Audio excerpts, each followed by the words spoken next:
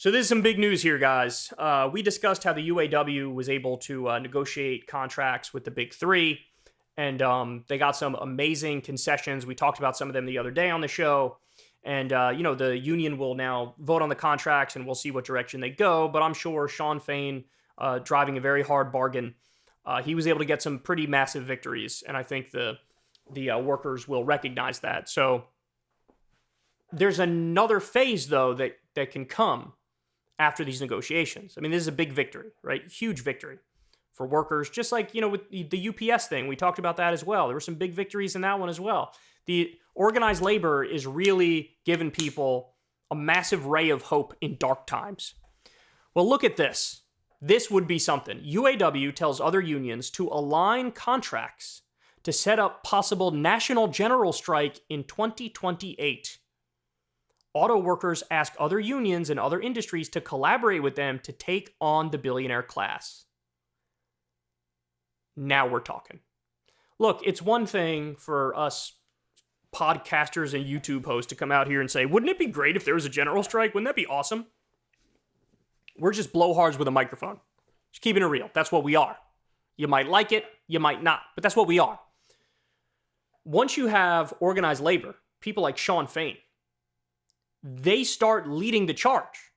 And they start saying, hey, let's align our contracts so we renegotiate in 2028 together. There's a fly right in my face. Then you realize, oh, we're actually making stuff happen now. This could be a game changer. So here's what they say. Fresh off historic agreements with Ford, Stellantis, and General Motors, Sean Fain, the president of the UAW union, is calling on others in organized labor to begin setting up a potential massive multi-industry general strike in 2028. When Sean Fain was elected UAW president in March, he vowed, war against our one and only true enemy, multi-billion-dollar corporations. Now, after negotiating 3 very favorable contracts with Ford, GM, and Stellantis, the parent company of Chrysler, that's what Stellantis is, Fain said UAW set an expiration date of April 30th, 2028 for a very specific reason. Quote, it's a call to action. By the way, note the date, too. If you want to end it April 30th, it's right before May. May Day's then. This guy knows what he's doing, man. This guy knows what he's doing. It's a call to action, he said in a speech announcing the Ford deal. Quote, we invite unions around the country to align your contract expirations with our own so that together we can begin to flex our collective muscles if we're going to truly take on the billionaire class and rebuild the economy so that it starts to work for the benefit of the many and not the few. Fain added that this would allow for UAW and other unions to strike on May Day. See, there you go. Which is also International Workers' Day. Stellantis is a European conglomerate that owns Fiat Chrysler, a Dodge, Ram, and a handful of other brands. If we are going to truly take on the billionaire class and rebuild the economy so that it starts to work for the benefit of the many, not the few, then it's important that we not only strike, but that we strike together. This is amazing, guys. This is getting me excited.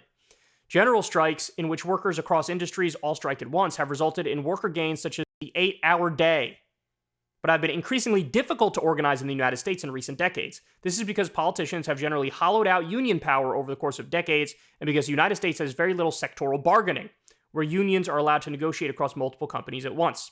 This means strikes, which remain very effective, are often limited to targeting one company at a time. There are some exceptions to this. The Screen Actors Guild and Writers Guild of America strikes in Hollywood have been industry-wide, for example. By aligning contracts to expire across different companies all at the same time, unions would be creating a version of sectoral bargaining that could create a version of a general strike. Look, I love this, man. And remember, we also have the recent bill signed in California where you do have sectoral bargaining among fast food workers over there.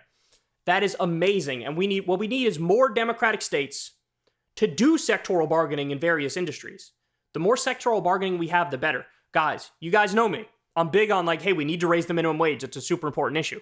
But I kid you not when I say, if you gave me 2 policy choices, you could either have higher minimum wage or sectoral bargaining. I would definitely pick sectoral bargaining because it will raise wages for more people.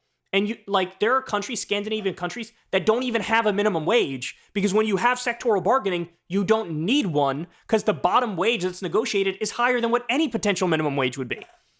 This is how you fight for workers. This is how you fight for workers. And this stuff works, man. So now they're trying to do their own version without needing approval of the government. They're finding their own way to do sectoral bargaining. This is amazing. This is amazing. UAW's contract with Ford, Stellantis, and GM all won major concessions from lawmakers that include 25% wage increases over the life of the contract, a reinstatement of popular cost of living adjustment formula, profit sharing, and guarantees that keep jobs in the United States. Fain called the contract a turning point in the class war that's been raging in this country for the past 40 years, and a move against the status quo where CEOs and the wealthy pocket every last dime.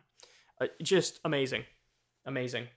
By the way, what are the numbers from that study that we've brought up time and time again, that from the post-World War II period until now, there's been $50 trillion basically stolen by the top fraction of the top 1% of the bottom 90%.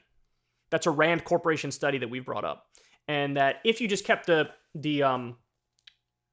discrepancy the same, if you kept the ratio the same, every single American in the bottom 90% would have an extra $1,144 every month, every year of their entire life.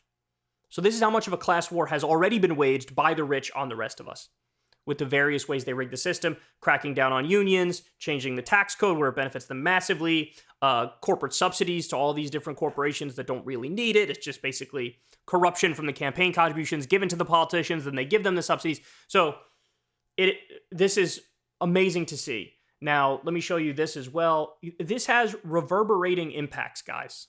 There are consequences that reach beyond just this contract negotiation with the big three, okay? Look at this. Toyota says it's immediately raising the wages of its non-union factory workers, confirming Labor Notes reporting. This comes right after the UAW won historic tentative agreements with Ford, GM, and Stellantis. A strong labor movement even helps workers who aren't union. So in other words, they see how good the contracts are, and they're like, all right, we got to raise our salaries to keep up. This is the most hopeful thing we've seen in a very long time. We all know what's going on right now overseas is horrendous, with the U.S. facilitating a slaughter of innocent civilians in Gaza. It's hard to come across anything that gives you any hope in any way, shape, or form. Thankfully, the union movement and Sean Fain and the UAW, they're leading that charge here, and that should make you very happy. Hey, y'all, do me a favor and like and subscribe. It helps out big time in the algorithm. Click the bell as well for notifications when videos drop, and watch that video on screen right now. You know you want to.